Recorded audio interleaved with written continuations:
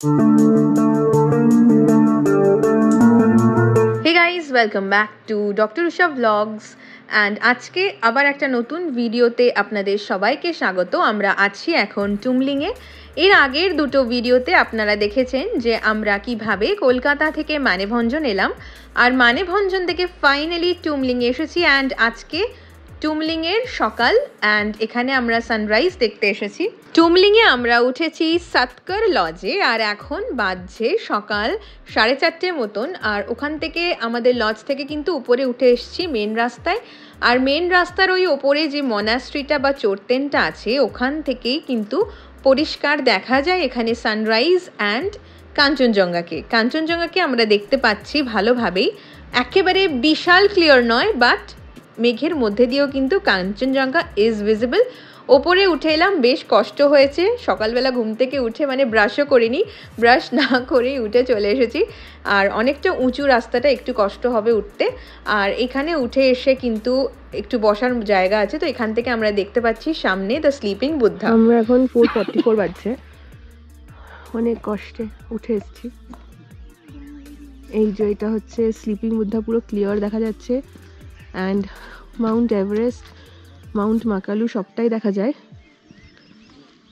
আর এই ভিউটা দেখার জন্যেই আমরা এসেছি এত দূরে কষ্ট করে। তো সান্দাকফু থেকেও দেখবো। আর আজ টুমলিং থেকে, আজকের ডেটও হচ্ছে 14 মে। আবার এত বিজি কেন তোরা? যাও। ঠান্ডা কিন্তু বেশ আছে। টুমলিং যেরকম বলেছিলাম আগের ভিডিওতে, নেপালে আমরা কিন্তু ইন্ডিয়া নেপাল বর্ডারের এদিক ওদিক করবো এই পুরো ট্যুরটাতেই। সো এখন কিন্তু বেশ ঠান্ডা আর হাওয়া দিচ্ছে, ঠান্ডার থেকেও বেশি এই জায়গাটাতে খুব হাওয়া। আর ইভেন বেশ সকাল সকাল উঠেছি বলে ঠান্ডা ভীষণ, জল টল ছোঁয়া যাচ্ছে না ওয়াশরুমে। আর হ্যাঁ, গিজার এখানকার লজ বা হোটেলগুলোতে নেই, বললে হোটেল থেকে গরম করে দেয় জল।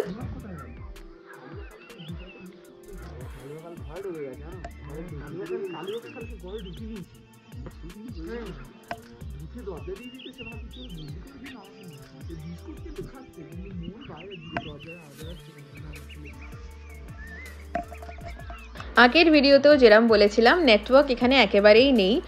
আমার এয়ারটেল জিও আছে, বাট কোনোটারই কিন্তু নেটওয়ার্ক এখানে নেই। এটা নেপাল, ইন্টারন্যাশনাল বর্ডার পড়ে যাচ্ছে। হোটেলের ওয়াইফাই আছে, সেটা থেকে আপনারা কলস করতে পারেন। আর যেটা বললাম যে অসাধারণ লাগছে জায়গাটা। সকাল সকাল উঠে কাঞ্চনজঙ্ঘার রূপ দেখতে কিন্তু অসাধারণ লাগে। এখনও সানরাইজটা হয়নি, সানরাইজের টাইম ওই 5:10 মতন। তো উঠছে আস্তে আস্তে সূর্যটা।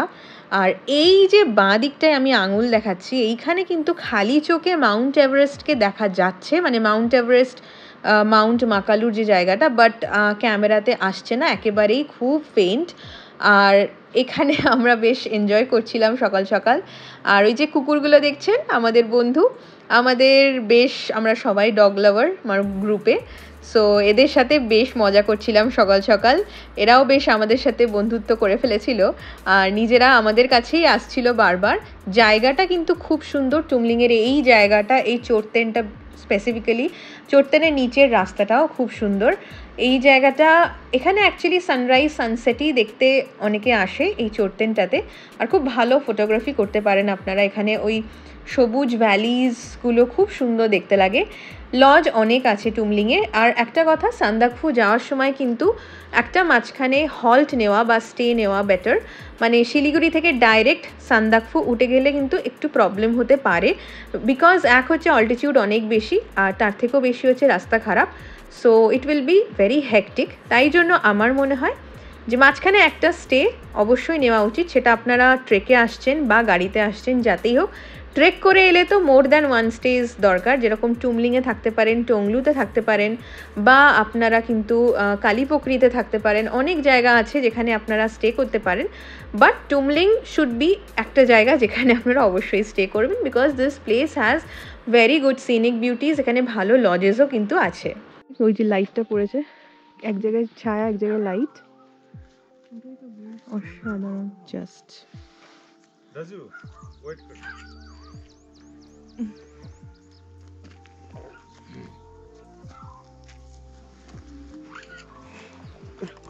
টুমলিং থেকে কিন্তু সান্দাকফুর ডিস্টেন্স খুবই কম, ওই 7-7.5 কিলোমিটার মতো। টুমলিং থেকে জাস্ট উল্টো দিকের পাহাড়টাতেই সান্দাকফুকে দেখা যায় একটা ছোট্ট সেটেলমেন্ট হিসেবে, কিন্তু আমার এই ক্যামেরাতে আসছে না because it does not have a good zoom. সূর্য কিন্তু উঠে পড়েছে একেবারে পাহাড়ের মাথায়, এখন বাজছে সকাল 5:30, 1 ঘন্টা হয়ে গেল এখানে। আর একটা কথা হচ্ছে, টুমলিং কিন্তু খুবই ছোট্ট একটা গ্রাম, আর এই গ্রামটাতে মাত্র 12টা থেকে 15টা মতন হচ্ছে নেপালি ফ্যামিলিজ থাকে। খুবই ছোট একদম সেটেলমেন্ট যাকে বলে।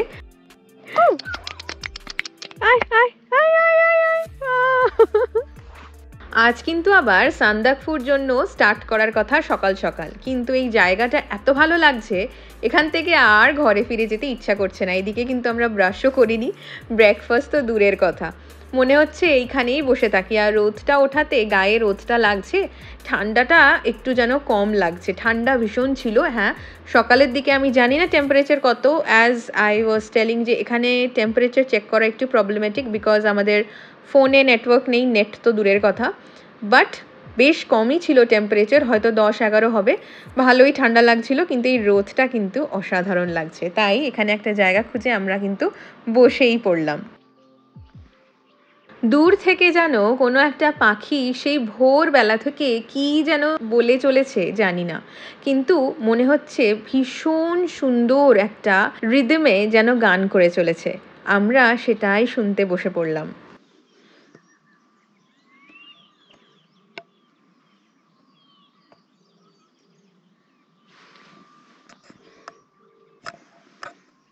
আমরা এখন এই অসাধারণ জায়গাটাতে বসে আছি, মানে একদম ওপরে ব্যাপারটা, আর সামনে তো দেখাই যাচ্ছে হচ্ছে স্লিপিং বুদ্ধাকে দেখা যাচ্ছে, রোদ উঠে আছে, আর আমরা এখানে বসে আছি 3 জনে।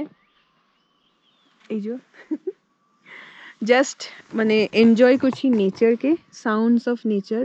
ইচ্ছা করছে না এখান থেকে চলে যেতে, কারণ এই পাখির ডাক আর মানে জাস্ট অসাধারণ লাগছে। কারণ আমাদের শহরের যারা থাকি তারা এই নিস্তব্ধতা আর এই পাখির ডাক একদমই পাই না, তো অসাধারণ লাগছে। এখন বাজছে কটা বাজছে 6:30 প্রায়।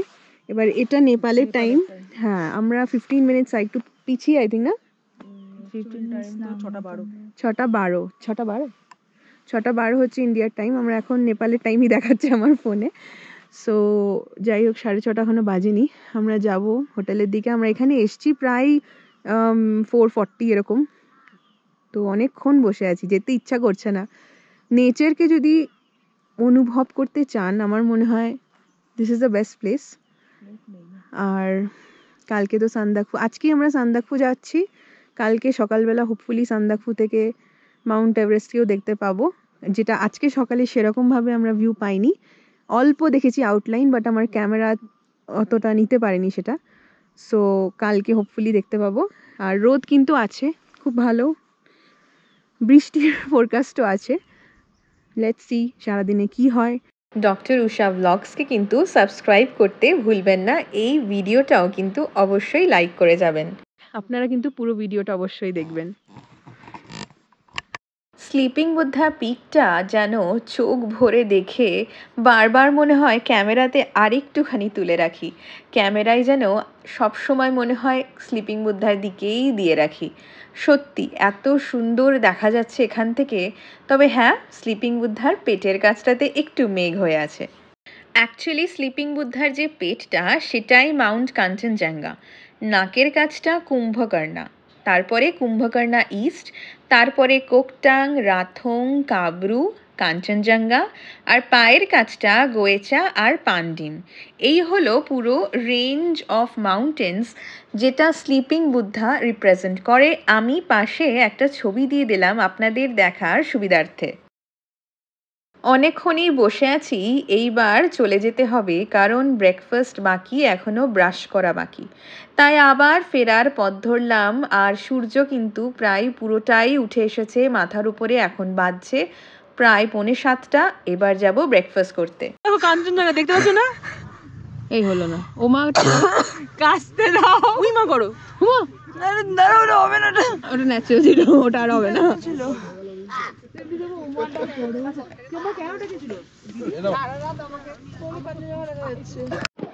আমাদের হোটেলটাতে আসার জন্য কিন্তু একটুখানি নিচে নামতে হবে।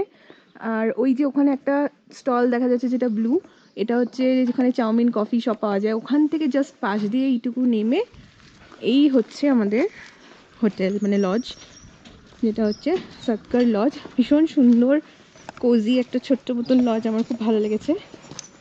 বাট এইটাই একটু যে নিচে নামতে হয়। এই যে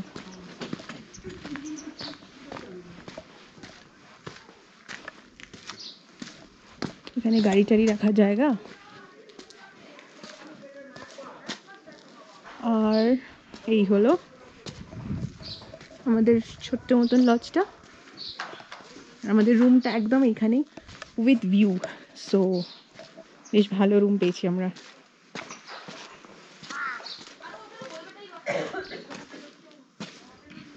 এই যে এখান দিয়ে গেলেই এখানে একটা সুন্দর ফ্লাওয়ার বেড, আমাদের রুম। এই যে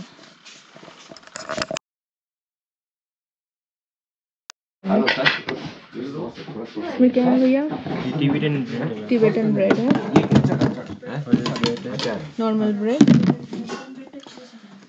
क्या है? घुगनी। हाँ? घुगनी नहीं, घुगनी। अच्छा घुगनी। घुगनी। अच्छा उसमें गिर रहे ओके। আমি গেছিলাম, এটা হচ্ছে টিবেটান ব্রেড যার মধ্যে হানি দেওয়া আছে উপর থেকে, অ্যান্ড দিস ইজ হালুয়া। আর আমি ব্রেডটা নিয়ে নিই, আমি বাবু হয়ে খেয়ে ফেলেছি bread R Puri.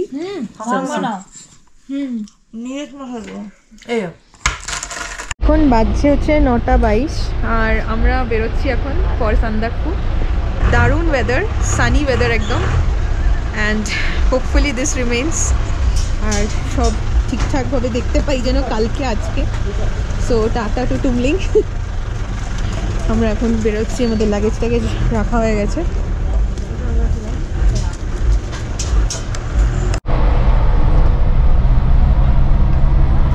Started for Sandakphu. আজকে কিছু কিছু সাইট সিইং আছে রাস্তায়, সো ওগুলো করতে করতে আমরা যাবো। অ্যান্ড টুমলিংকে টাটা।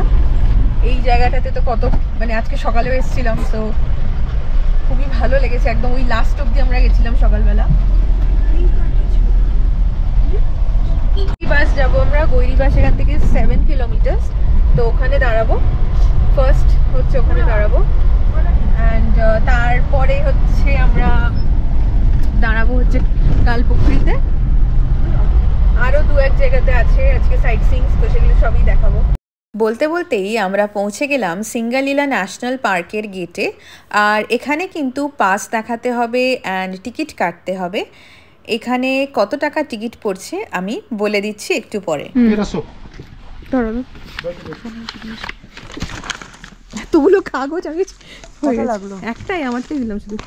আচ্ছা, এই হচ্ছে সিঙ্গালীলা ন্যাশনাল পার্ক, অ্যান্ড আমাদের হচ্ছে লাগলো 1300 টাকা একটা। জাস্ট মানে পুরো আইডি প্রুফ, কিছু জেরক্স ওরা নিল না, জাস্ট একটা নাম্বার নিল আইডি প্রুফের। এন্ট্রি হলো, এইখানে এন্ট্রি হলো, বাস। অ্যান্ড নাও আমরা এবার এগোচ্ছি হচ্ছে সিঙ্গালীলা ন্যাশনাল পার্কে।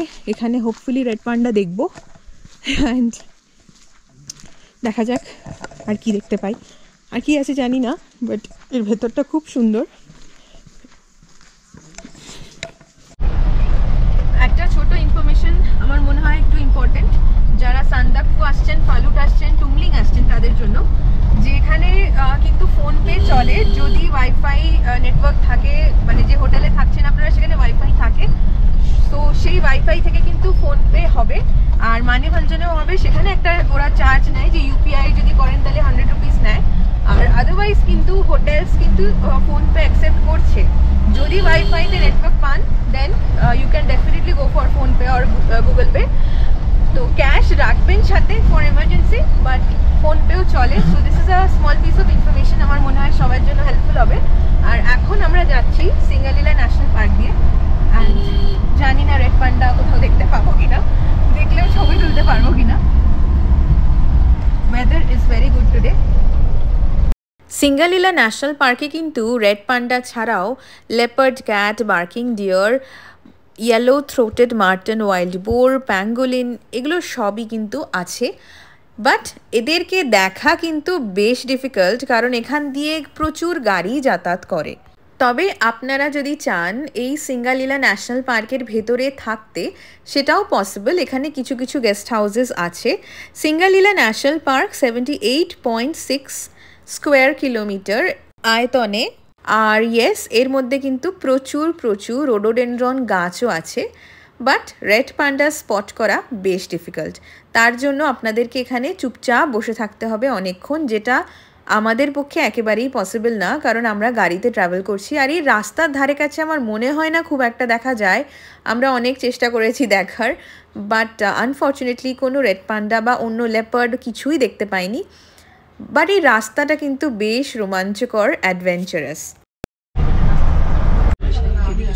গৈরিবাসে পৌঁছে গেছি অ্যান্ড এখানেও আবার এন্ট্রি করতে হবে। টাকা লাগবে না এখন, বাট এন্ট্রি লাগবে। তো অনেক জায়গায় এন্ট্রি করতে হয়। আপনারা কিন্তু সবসময় হাতের কাছে একটা আইডি জেরক্স রাখবেন। আসলটা 1-2 জায়গাতেই লাগে, সব জায়গায় লাগে না। So xerox is necessary. গৈরিবাসের এলাকাটাও কিন্তু army area, BSF area actually, border security force. সেই জন্য আমি ওখানে নেমে কিন্তু ভিডিও করলাম না। এখন আপনারা দেখছেন রাস্তাটা মোটামুটি খারাপ নয়, অফরোড নয়, টাইলস বসানো আছে কোনো রকম একটা টালি মতন, কিন্তু এটা প্রচুর মানে আপ ডাউন আছে, পুরো 360 ডিগ্রি টার্নস আছে। আবার এইখানে এসে রাস্তা কিন্তু বেশ খারাপ। বৃষ্টি হয়েছে কাল, সেই বৃষ্টির জল এখনও জমে আছে, যার জন্য রাস্তাটা আরও বেশি খারাপ হয়ে গেছে। এখানে বসলে মানে সকালবেলা যা ব্রেকফাস্ট করেছেন সবটা কিন্তু হজম হয়েই যাবে, বিকজ এত জার্কিং রাস্তায় হচ্ছে, মানে ইটস ভেরি ডিফিকাল্ট বসে থাকা। আর যাদের একটু বসার মানে হাঁটুর সমস্যা আছে, অনেকক্ষণ বসে থাকতে অসুবিধা, বা মোশন সিকনেস আছে, তাদের কিন্তু সান্দাকফু যে ট্যুরটা সেটা একেবারেই অ্যাভয়েড করা উচিত, কারণ এখানে ভীষণ টার্নস আর ভীষণ হঠাৎ করে অল্টিটিউড চেঞ্জ এগুলো আছে। সো আমার মনে হয় তাদের অ্যাভয়েড করাই উচিত, বা you should take consult from practitioner. আর যেটা বললাম যে রাস্তাটা এখানে কিন্তু খারাপ খুবই, চারিদিকে রোডোডেনড্রনের প্রচুর ফুল হয়ে আছে, সেটাও দেখতে দেখতে যাচ্ছি আমরা।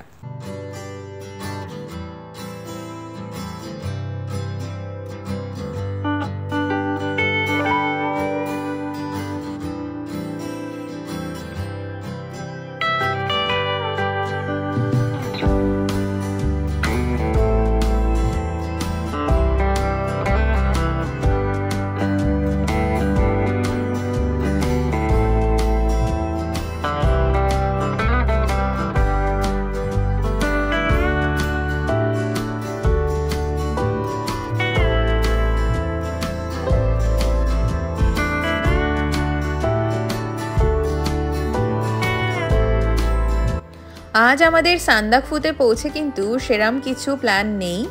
আমরা পৌঁছাবো হয়তো লাঞ্চ টাইমে, তো লাঞ্চ করে আজকে রেস্টই আছে। এরকম রাস্তা দিয়ে যাতায়াত করে হাত পা সত্যি ব্যথা হয়ে যাবে, সেই কারণে আমরা আজকে রেস্ট রেখেছি। আর এখন এইসব গাড়িগুলো, এটা ল্যান্ড রোভারগুলো নামছে। ল্যান্ড রোভারে কিন্তু এই রাস্তা দিয়ে যেতে বেশ ডিফিকাল্ট, সো আমরা ওই জন্য ল্যান্ড রোভারটা নিইনি, আমরা বোলেরো নিয়েছি। আর এখানে কিন্তু ভ্যালির পর ভ্যালি এইরকম রোডোডেনড্রন হয়ে আছে, সাদা রঙের রোডোডেনড্রন, এগুলো প্রচুর রঙের রোডোডেনড্রন আমরা কিন্তু দেখেছি। Lavender, red, pink, dark pink, fuchsia, white, yellow, সব রকম কালারের রোডোডেনড্রন আমরা দেখে ফেলেছি। এটা মে মাস, সো মে মাসে তো দেখাই যায় রোডোডেনড্রন, তো সেটাই আমরা এনজয় করতে করতে কিন্তু এখন চলেছি। এর পরের স্টপ কিন্তু কালীপোখরি।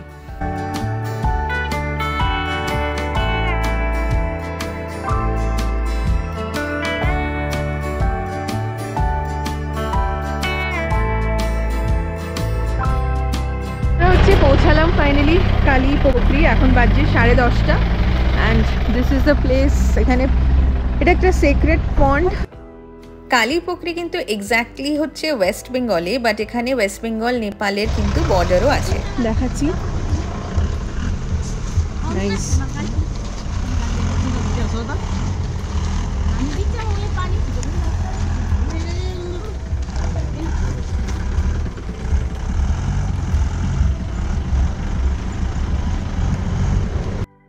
কালী পোখরির মিনিংটা একটু বলে রাখি। পোখরি মানে হচ্ছে লেক, আর কালী মানে কালো বা কালা। সো কালা পোখরি বা কালী পোখরি অ্যাকচুয়ালি এমন একটা লেক যার জলটা হচ্ছে একেবারে কালো। আর এটা কিন্তু ভীষণ ভীষণ হোলি এখানকার নেপালি এবং বুদ্ধিস্টদের জন্য। এখানে এরকম দেখতেই পাচ্ছেন পাথর দিয়ে কিন্তু ওরা প্রেয়ারও করেছে। কালী পোখরির ঠিক উল্টো দিকে একটা পাহাড় আছে, আর সেখানে গিয়ে আমরা বেশ কিছু সুন্দর সুন্দর ছবি তুললাম। আর এরপরে আমরা যাচ্ছি ওপরের দিকে। কালী পোখরির ঠিক পেছন দিকটাতে একটা কিন্তু নেপাল পুলিশের চেকপোস্ট আছে, সেটা অ্যাকচুয়ালি ডান দিকে। তো ওটার আর আমি ফটো নিইনি because it is a border security force, তো ওদের কিছু সিকিউরিটি ম্যাটার্স থাকে, আমাকে বারণ করেনি কেউ, বাট স্টিল আমি নিইনি। এই হচ্ছে কালী পোখরি বা কালা পোখরি। আর দেখতেই পাচ্ছেন ইটস ভেরি ভেরি হোলি, চারিদিকে ওদের ফ্ল্যাগস লাগানো আছে বুদ্ধিস্টদের। আর তার পাশের রাস্তাটা দিয়ে আমরা উঠে যাচ্ছি, আর উঠেই ওপরে কিন্তু চড়তেন আছে অনেকগুলো, প্রায় 4-5টা। মেঘলা আকাশ, বৃষ্টি নেই, তবে একদম মেঘাচ্ছন্ন আকাশ, সাদা হয়ে আছে একেবারে। আর এই চড়তেনগুলো কিন্তু আছে। আর ওই ডান দিকের ওই জায়গাটা, ওইখানেই আছে নেপাল পুলিশের একটা চেকপোস্ট, আর ওইটা হচ্ছে নেপাল পুলিশ। আর আমরা কিন্তু এই মুহূর্তে ওয়েস্ট বেঙ্গলে। সো বুঝতেই পারছেন যে এবার আমরা এদিক থেকে গিয়ে ওই রাস্তাটা ধরবো যেটা ডান দিকে, সেটাই হচ্ছে নেপালের রাস্তা। এই হচ্ছে কালা পোখরি বা কালী পোখরি, একদম মেঘলা আর ভীষণ সুন্দর, ওয়েদারটা অসাধারণ লাগছে কিন্তু জায়গাটা। আমরা এত সুন্দর মেঘাচ্ছন্ন জায়গা দেখে আর ওয়েট করতে পারলাম না, রিলস ছবি তুলে তারপর এগোতে শুরু করলাম আবার। আর এই হচ্ছে একটা খুব সুন্দর একটা ওয়াল ছিল, এটাও অ্যাকচুয়ালি বুদ্ধিস্ট সিগনিফিকেন্স আছে। আর এই কালী পোখরিতে কিন্তু স্টে করারও অনেক অপশনস আছে, আমি আপনাদেরকে দেখিয়ে দিচ্ছি সেগুলো। কালী পোখরিতেও থাকার জায়গা টায়গা আছে, সো এখানে লজিং আছে, ফুড তো অবভিয়াসলি আছে। যারা ট্রেকিং করেন এখানেও স্টে করতে পারেন। সান্দাকফু যাওয়ার আগে এটা একটা হল্ট হতেই পারে। এখান থেকে আর বেশি দূর নেই সান্দাকফু, এগুলো সব লজ আছে।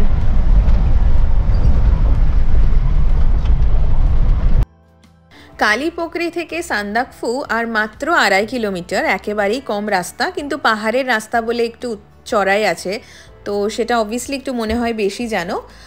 তো এই রাস্তাটাও মোটামুটি অফ রোডই, বাট ওই বিশাল বিশাল খারাপ নয় এই মুহূর্তে। উঁচু নিচু আছে, আর বৃষ্টি হলে বরফ পড়লেই রাস্তাগুলো আরও খারাপ হয়ে যায়। বাট এখন হচ্ছে ওই যা বললাম যে বিশাল জার্কিং আছে। আর রাস্তায় যেতে যেতে আমরা কিন্তু এখানে দেখে ফেললাম বেশ কয়েকটা ইয়াক, আর এরা হচ্ছে এখানে ঘাস টাস খাচ্ছিল। ইয়াক অ্যাকচুয়ালি কিছুই না, পাহাড়ি গরু। আর এই হলো রাস্তা, এই যে দেখছেন একেবারে মাটির রাস্তা, কোনো প্রপার রাস্তা নেই। রাস্তার ধারে অসাধারণ একটা ভিউ, সেটা হচ্ছে রোডোডেনড্রন, পিঙ্ক কালারের রোডোডেনড্রন এবার আমরা দেখতে পাচ্ছি। এবার কিন্তু না দাঁড়ালে আর হচ্ছে না। এখানে প্রচুর রোডোডেনড্রন হয়ে আছে। আর এখানটা আমরা দাঁড়ালাম, এটা হচ্ছে কি চক, চৌরি চক বা এরকম কিছু একটা নাম বললো। তো এখানটা দাঁড়িয়েছি, পিঙ্ক রোডোডেনড্রন, এখানে 2 রকম কালার, অসাধারণ লাগছে। আর প্রচুর রোডোডেনড্রন রাস্তাতেও দেখেছি। আর এই জায়গাটাতে দাঁড়িয়ে জাস্ট ফটো তোলার জন্য আমরা একটু দাঁড়ালাম, তুলে চলে যাব। এই যে অসাধারণ জায়গাটা, ছোট্ট একটা গ্রাম, এই চৌরি চক, এখানে কিন্তু আমাদের ড্রাইভার দাদা এসে থাকবে। মানে সান্দাকফুতে যে গাড়িগুলো যায় সেই ড্রাইভার্স কিন্তু এই চৌরি চকে এসেই থাকে, নিচের দিকে এসে থাকে, অনেকে কালী পোখরিতেও থাকে। এই রাস্তাটা জাস্ট দেখুন কি অসাধারণ লাগছে, একেবারে মনে হচ্ছে মেঘের মধ্যে দিয়ে যাচ্ছি। আমি মেঘালয় কয়েকদিন আগেই ঘুরে এসেছি, এত মেঘ কিন্তু মেঘালয়তেও পাইনি। অ্যান্ড ফাইনালি আমরা এইখানে এসে গেছি। আর ওই যে সোজা দেখা যাচ্ছে যে বিল্ডিংটা উপরে, ওইটা আমাদের hotel Sherpa chalet. And we are here at our hotel in Sandakphu, hotel Sherpa chalet. হোটেলের room tour, hotel tour and Sandakphu detailed video কিন্তু নেক্সট ব্লগে থাকছে, বিকজ আজকের ব্লগটা অনেক লম্বা হয়ে গেছে অ্যান্ড আপনারা কিন্তু বোর হয়ে যাবেন। এবার বাজছে এখন 12টা 7 নেপাল টাইম, বিকজ আমাদের হোটেলটা নেপালে। This is their dining area. আমরা চলে যাচ্ছি হোটেলের রুমের দিকে। আপনারা কিন্তু ডক্টর উষা ব্লগসকে সাবস্ক্রাইব করতে ভুলবেন না, and please do like this video, share it with your friends. আমার চ্যানেলে আরও প্রচুর প্রচুর ব্লগস অ্যান্ড ভিডিওস আছে আপনাদের জন্য আর আপনাদের ভ্রমণ পিপাসু বন্ধুদের জন্য। Thank you so much for watching the full video.